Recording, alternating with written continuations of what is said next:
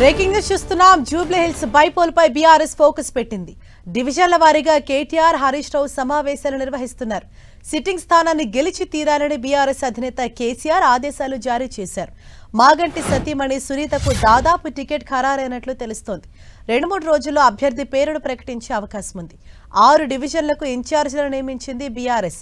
Rahmat Nagar division incharge Takkellapalli Ravindrarao, Yousufguda division incharge Pochampally Srinivas Reddy, ఇక Borabanda division ఇన్ఛార్జిగా Vivek Goud, Shaikpet division ఇన్ఛార్జిగా ఎమ్మెల్సీ దాసోజు శ్రవణ్, వెంగళరావు నగర్ డివిజన్ ఇన్ఛార్జిగా ఎమ్మెల్యే సుధీర్ రెడ్డి, ఎర్రగడ్డ డివిజన్ ఇన్ఛార్జిగా ఎమ్మెల్యే మాధవరం కృష్ణారావును నియమించింది.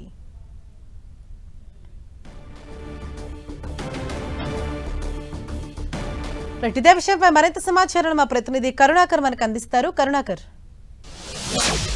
నియోజకవర్గం ఉప ఎన్నికలు బీఆర్ఎస్ పార్టీ ప్రతిష్టాత్మకంగా తీసుకుంది. దాదాపు వారం 10 రోజుల నుంచే పెద్ద ఎత్తున క్షేత్రస్థాయిలో జూబ్లీహిల్స్ నియోజకవర్గ ఎన్నికపై కసరత్తు బీఆర్ఎస్ పార్టీ మొదలుపెట్టింది. మనం చూస్తున్నాం, వరుసగా BRS party working president KTR కావచ్చు, మాజీ మంత్రి హరీష్ రావు కావచ్చు, వరుసగా జూబ్లీహిల్స్ నియోజకవర్గంలో డివిజన్ల వారీగా సమావేశాలు నిర్వహిస్తున్నారు. నిన్న కూడా తెలంగాణ భవన్లో రహమత్ నగర్ డివిజన్ కార్యకర్తలతో కేటీఆర్ భేటీ అయ్యారు.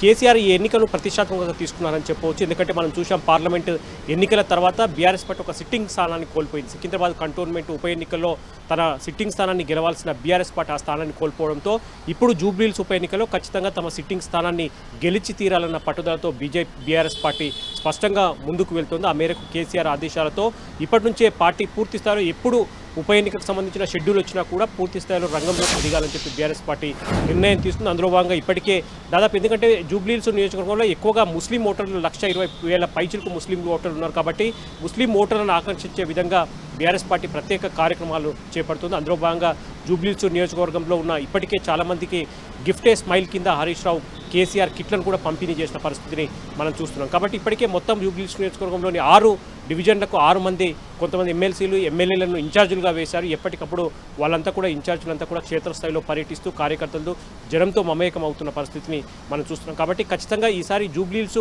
అభ్యర్థిపై కూడా క్లారిటీ వచ్చింది. దివంగత మాజీ ఎమ్మెల్యే మాగంటి గోపీనాథ్ సతీమణి మాగంటి సునీతకే టికెట్ ఇవ్వాలని ఇప్పటికే కేసీఆర్ నిర్ణయం తీసుకున్నట్టు తెలుస్తుంది. ఆ మేరకు సునీత కూడా క్షేత్రస్థాయిలో అన్ని డివిజన్లలో ఇప్పటికే పర్యటిస్తూ జనంతో మమేకం అవుతున్న పరిస్థితిని మనం చూస్తున్నాం. కాబట్టి ఈసారి ఖచ్చితంగా ఎన్నికల షెడ్యూల్ ఎప్పుడు వచ్చినా తాము ప్రజలతో ఉంటాం. కాబట్టి ఖచ్చితంగా ఈసారి ఉప ఎన్నికల్లో గెలిచి తీరుతాం. జూబ్లీహిల్స్ నియోజకవర్గం ఉప ఎన్నికల్లో బీఆర్ఎస్ పార్టీదే గెలుపు అని చెప్పి నిన్న BRS party working president KTR కూడా ధీమా వ్యక్తం చేసిన పరిస్థితిని మనం చూస్తున్నాం. Harish, thank you Karunakar.